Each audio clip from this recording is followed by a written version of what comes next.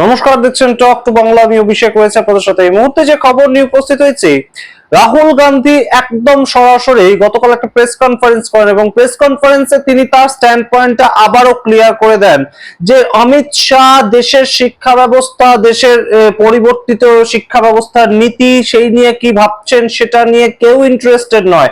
আমরা একমাত্র বিরোধীদের তরফ থেকে জানতে চাইছি যে 20 তারিখ ছাত্রছাত্রীদের উপর যে নিরস্ত্র ছাত্রছাত্রীদের উপর যে নির্মম লাঠিচার্জ হয়েছিল, প্যালেট গান ইউজ হয়েছিল এবং তার সঙ্গে যে লাঠি তার মধ্যে পেরেক পোতা ছিল, ইলেকট্রিক ফেন্সিং ইউজ করা হয়েছিল, সেটার অর্ডার কে দিয়েছিল? আপনি যদি অর্ডার দিয়ে থাকেন তাহলে আপনি সেই ক্ষেত্রে দোষী এবং আপনাকে সেটা স্বীকার করতে হবে সংসদে দাঁড়িয়ে। আর আপনি যদি বলেন যে আমি অর্ডার দিইনি, আমার ডিপার্টমেন্টে অন্য কেউ অর্ডার দিয়ে দিয়েছিল, আমি জানতাম না, তাহলে সেই ক্ষেত্রে আপনি একদম সরাসরি অপারক, সেই জায়গাটায় বসার জন্য আপনি এলিজিবল নন এবং সেই ক্ষেত্রে আপনাকে ইস্তফা দিতে হবে। একদম সরাসরি রাহুল গান্ধীর বক্তব্য, এবং রাহুল গান্ধী কোন রকম রাগঢাক করছেন না।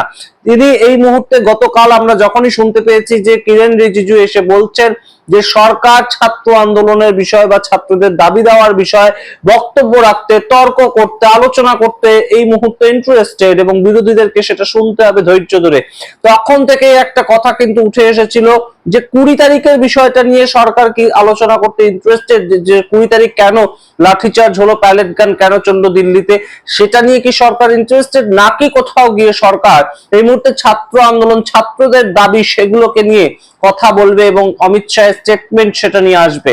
সেই বিষয়টা আরো গুরুত্বপূর্ণভাবে একদম সরাসরি প্রেস কনফারেন্স করে রাহুল গান্ধী, মল্লিকার্জুন খার্গে তারা পরিষ্কার করে বলে দিয়েছেন। এবং তার সঙ্গে অমিত শাহের পক্ষ থেকে কিরেন রিজিজু বিএসসির যে বৈঠক, বিজনেস অ্যাডভাইজারি কমিটির যে বৈঠক, সেখানে বলেছিলেন যে রাম মন্দির নিয়ে আমরা কিন্তু কোনো আলাপ আলোচনা করতে পারবো না, কারণ সেটা উত্তরপ্রদেশ সরকারের বিষয়। কিন্তু সেখানেও একদম সরাসরি বিরোধীদের বক্তব্য যে রাম মন্দির এত টাকা চুরি হয়ে গেল, সেটাকে নিয়ে কেন সংসদে কোনো কথাবার্তা হবে না, সেটাকে নিয়েও আলোচনা করতে হবে। আপনারা দেখুন প্রেস কনফারেন্সের কিছুটা মুহূর্ত, অবশ্যই খুব গুরুত্বপূর্ণ একটা প্রেস কনফারেন্স। একদম সরাসরি রাহুল গান্ধী বিরোধীদের দাবি, দেশের মানুষের দাবি একদম সরকারের মুখে তুলে ধরছে যে আপনার থেকে স্টেটমেন্ট আমরা চাইছি না, আপনার থেকে উত্তর চাইছি যে 20 তারিখের যে লাঠিচার্জ করলো দিল্লি পুলিশ কিংবা র্যাব কিংবা সিআরপিএফ, সেই অর্ডারটা কি কেন্দ্রীয় স্বরাষ্ট্রমন্ত্রী হিসেবে আপনি দিয়েছিলেন? আর যদি না দিয়ে থাকেন তাহলে অন্য কেউ দিয়েছিল, তাহলে আপনি আপনার সিটে বসার যোগ্য নন, সেই ক্ষেত্রে আপনাকে ইস্তফা দিতে হবে। এবং যদি আপনি অর্ডার নিজে দিয়ে থাকেন তাহলেও আপনি একদম ভুল কাজ করেছেন, দোষ করেছেন, তাহলেও আপনাকে ইস্তফা দিতে হবে। একদম সহজভাবে, সহজ কথা তিনি বলেছেন, ডাইরেক্টলি অ্যাটাক করেছেন একদম দেশের কেন্দ্রীয় সরকারের উপর। আপনারা শুনুন এবং আপনাদের মতামত অবশ্যই কমেন্ট বক্সে কমেন্ট করুন। ধন্যবাদ। शुरुआत में 15 दिन पहले हमारी पोजीशन थी कि होम मिनिस्ट्री से पैलेट गन चलाने का, कील वाली लाठी चलाने का ऑर्डर आया था और पूरे देश ने देखा कि हमारे स्टूडेंट्स को मारा गया, पैलेट गन से अंधा किया गया। हमारी पहली डिमांड थी कि होम मिनिस्टर आए और देश को क्लियरली बता दें या उन्होंने ऑर्डर दिया और वो कल्पेबल हैं और उन्होंने हमारे बच्चों पर गोली चलाई, युवाओं पर गोली चलाई, या उनको मालूम ही नहीं था और किसी और ने ऑर्डर दे दिया और फिर वो इनकॉम्पिटेंट है। और हमारा कहना था कि इस पर उनको स्टेटमेंट देनी चाहिए और हम उनका इस्तीफा मांग रहे हैं। सेकंड पॉइंट, जो हमारे स्टूडेंट्स पे दिल्ली में गोली चलाई गई, मारा गया, उसके लिए प्रधानमंत्री को अपोलोजाइज करना है। और तीसरी डिमांड, जो प्रधानमंत्री ने राम मंदिर ट्रस्ट पे अपने लोग बैठाए थे, जिन्होंने करोड़ों रुपए चोरी किए हैं सबके सामने, उस पर चर्चा हो। ये हमारे 3 डिस्कशंस थे। हमारा कहना नहीं था कि अमित शाह जी आके किसी भी सब्जेक्ट पे भाषण दे दें, जनरल चीजें आके बोल दें, हमें उसमें कोई इंटरेस्ट नहीं है, देश को भी इंटरेस्ट नहीं है, उनकी क्या ओपिनियन है किसी को कोई इंटरेस्ट नहीं है उसमें। हम ये जानना चाहते हैं कि गोली किसने चलवाई, और अगर इन्होंने नहीं चलवाई तो होम मिनिस्ट्री ने किसने चलवाई, और कल्पेबिलिटी है या इनकॉम्पिटेंस है, ये हम समझना चाहते हैं। तो ये हमारी पोजीशन शुरुआत से थी From day one it has been our position has not changed. ये पूरा ड्रामा जो चल रहा है, अमित शाह का जो गुब्बारा फटा है उसको रिपेयर करने का, उसमें फिर से गैस भरने की कोशिश हो रही है, ठीक है। और वो गुब्बारा फट गया है, उसमें कोई मतलब गैस नहीं भरी जा सकती। Amit Shah does not have the courage, guts नहीं है उसमें कि वो पार्लियामेंट में आके हमारे सामने खड़ा हो जाए। 15 दिन उन्होंने ये दिखाया है, और ना नरेंद्र मोदी जी में गट्स है, ना अमित शाह जी में गट्स है।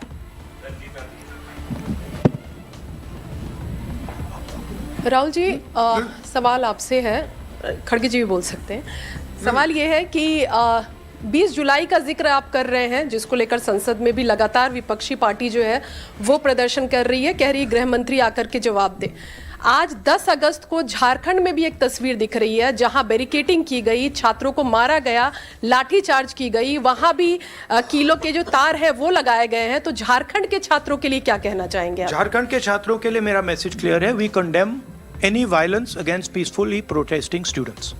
Does not matter where it is happening, we condemn it, we are against it, we do not recommend it, we do not support it. We are very clear, कोई कंफ्यूजन नहीं हमारे mind में। तो peaceful जब तक protest हो रहा है, तब उस प्रोटेस्ट को हिंसा से अटैक करना उसके खिलाफ है। खारगे जी, नहीं ठीक है जो आपने बताया।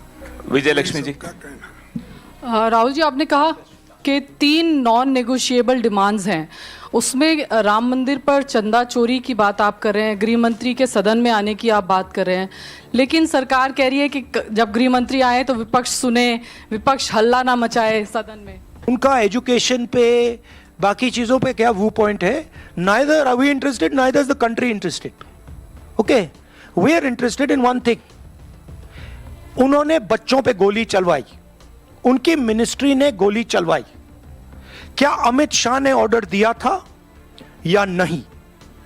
बिना होम मिनिस्ट्री के ऑर्डर के ना दिल्ली पुलिस गोली चला सकती है, ना आरएएफ गोली चला सकती है, राइट? तो हमारा सिर्फ एक सवाल है और उसका हम पहले जवाब मांग रहे हैं। आपने गोली चलवाई या नहीं चलवाई? अगर आपने चलवाई, राइट, तो हमारा सिर्फ एक सवाल है और उसका हम पहले जवाब मांग रहे हैं। आपने गोली चलवाई या नहीं चलवाई? अगर आपने चलवाई, यू आर कल्पेबल। अगर आपने नहीं चलवाई और किसी और ने चलवा दी, you are incompetent. Either way you have to go. That was the statement. 15 दिन के लिए पार्लियामेंट में आ नहीं पाए। मैं देख रहा था, पार्लियामेंट में बैठे थे बट आ नहीं पाए अंदर। अब जैसे मैंने बोला, अब गुब्बारे को स्टिच करने की कोशिश कर रहे हैं, उसमें गैस भरने की कोशिश कर रहे हैं, वो नहीं होगा। Fact of the matter is, home minister of India does not have the courage to stand for what he has done. That is the fact, there is no other fact. And again, no one in the opposition is interested in his opinions. We don't care about his opinions. He can talk about his opinions to somebody else. The country wants to understand something else. The country is not interested in what Amit Shah thinks on education. Country is interested, did you, Mr. Amit Shah, shoot our children or not? And if you did, why? बहुत बहुत धन्यवाद। तो उसके बारे में हम ये चाहते थे, उसको सीमित वो डिस्कशन हो जाए, वो आए, और जो पेपर लीक होते हैं कैसा हो गए, इसके ऊपर हम पहले से चर्चा चाहते हैं। लेकिन उन्होंने 14-15 दिन उसके बारे में कुछ नहीं कहा। इसका मतलब ये है कि वो नहीं चाहते थे, और हम इसके बारे में जल्द से जल्द इसको एक रिलीफ दिलाने के लिए हमने फोर्स करते रहे ऑल पार्टी के लोग, लेकिन वो नहीं आए। दूसरा ये था, और ये 3 मांगे हमारे पूरे एक साथ करें, अलग अलग नहीं किए। दूसरा मांग ये था कि प्रधानमंत्री जी जो